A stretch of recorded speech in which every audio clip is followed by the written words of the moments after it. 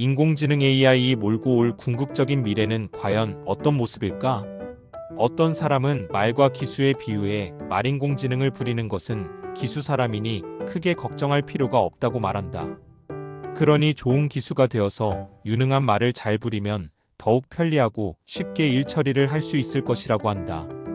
다른 사람은 기수가 말을 부리는 것이 아니라 기수가 말이 가는 대로 따라가는 수동적 위치에 처할 것이라고 비관적으로 전망한다.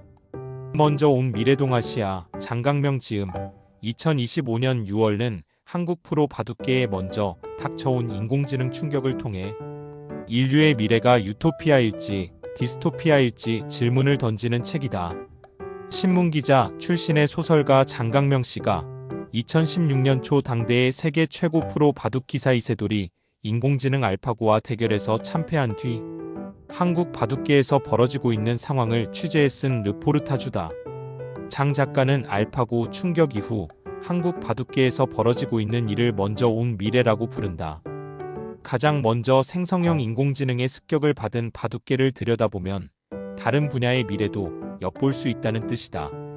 그래서 그는 알파고와 이세돌의 대결 이후 한국 바둑계가 어떤 충격을 받았고 어떤 혼란을 어떻게 감당했는지 또 어떻게 적응했고 그 대응을 어떻게 평가하는지를 집중적으로 꼼꼼하게 살펴봤다.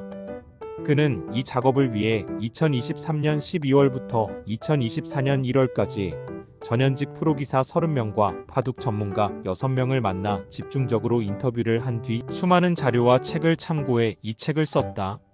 결론부터 말하자면 인공지능의 습격을 받은 바둑계를 살펴본 장 작가의 결론은 어둡다. 유토피아냐 디스토피아를 기준으로 하면 디스토피아에 기울어져 있다. 그가 직접 그렇게 표현한 것은 아니지만 책을 읽어보면 인공지능으로 인해 가치가 파괴되고 인간 고유의 장점과 특성이 사라지는 걸 안타까워하고 아쉬워하는 분위기가 자연스럽게 전달된다. 그는 책의 거의 대부분을 프로 바둑 기사들의 인터뷰를 풀어서 전하고 해석하는 것으로 채웠다. 알파고와 이세돌이 대전하기 전만 해도 95%가 이세돌이 승리할 것으로 전망하다가 1-4로 참패한 충격, 그 이후 알파고를 도저히 이길 수 없는 신의 위치에 올려놓고 수능 또는 거부하는 프로 기사들의 허무함과 절망감이 초반에 집중적으로 나온다. 기사들이 점차 충격을 딛고 인공지능의 탁월한 성능에 적응하는 모습도 나온다.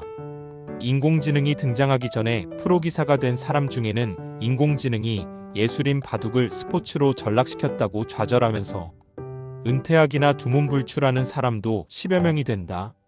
하지만 인공지능 등장과 동시 또는 인공지능 이후에 프로기사가 된 사람들은 인공지능을 스승 삼아 바둑 실력을 닦거나 교육 등에 활용하는 경우가 많다.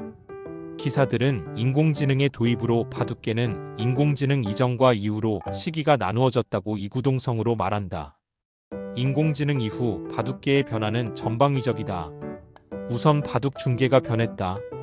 그전에는 기사들이 둔 수를 되짚어보면서 해설하는 인간적인 중계였다면 인공지능 이후에는 인공지능이 추천하는 수와 승률을 보여주는 경마식 중계로 변했다.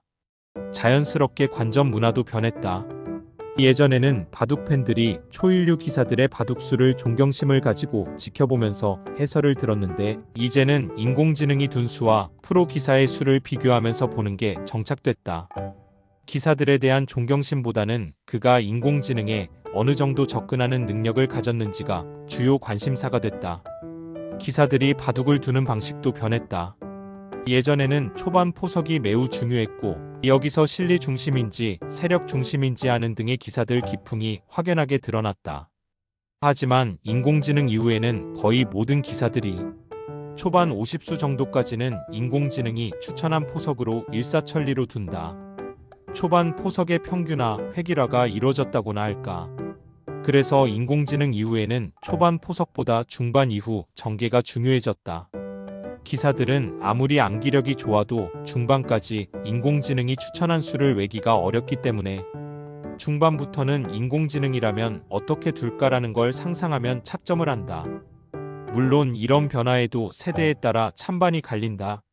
인공지능에 익숙한 젊은이들은 중반 이후 싸움이 더욱 치열해지면서 바둑이 이전보다 재미있어졌다고 한다. 하지만 인공지능 이전 세대인 고참들은 인공지능으로 기사 특유의 개성이나 기풍이 사라졌다고 한탄한다. 바둑 기사들은 예전에는 바둑을 인생 철학을 담은 예술이라고 생각했다. 바둑을 어떤 식으로 놓는다는 것은 세상을 어떤 식으로 살아야겠다는 나만의 선언이라는 조훈현의 말이 대표적이다. 하지만 인공지능 시대에 들어선 뒤 바둑을 예술로 보는 사람은 거의 없게 됐다. 오히려 승부를 가리는 스포츠로 보는 것이 대세가 됐다. 장 작가는 바둑계의 현상을 보면서 인공지능 시대와 함께 기사들의 개성, 창의성, 가치가 사라진 것을 안타깝게 생각한다. 바둑에서 벌어지는 현상이 문학계에서도 사회의 여타 분야에서도 벌어질 것이라고 우울해한다. 그가 가장 안타까워하는 것은 인공지능이 우리가 가치 있다고 생각하는 일에 의문을 제기하고 그 가치를 없애버린다라는 점이다. 따라서 그는 인공지능 시대가 오더라도 기술이 이끄는 가치가 아니라 가치가 이끄는 기술이 되어야 한다고 힘주어 말한다. 책의 마지막 부분에서 기술의 발달을 부정적으로 봤던 1984의 조지 오웰과 긍정적으로 봤던 멋진 신세계의 올더스 헉슬리를 비교하며 조지 오웰의 손을 들어준 데서도 그의 인식을 엿볼 수 있다. 그는 조지 오웰이 기술의 발전에 동반하는 부정적인 모습을 미리 경고했기에 지금 이 정도나마 그에 따른 폐해를 입지 않고 살고 있다면서 무분별한 기술 중심 사고에 경종을 울렸다. 장 작가는 마지막에 이렇게 절규한다. 내 생각에는 인공지능이 아직 할 수 없고 인간만이 할 수 있는 일은 따로 있다. 좋은 상상을 하는 것, 우리가 미래를 바꿀 수 있다고 믿는 것, 그렇게 미래를 바꾸는 것이다.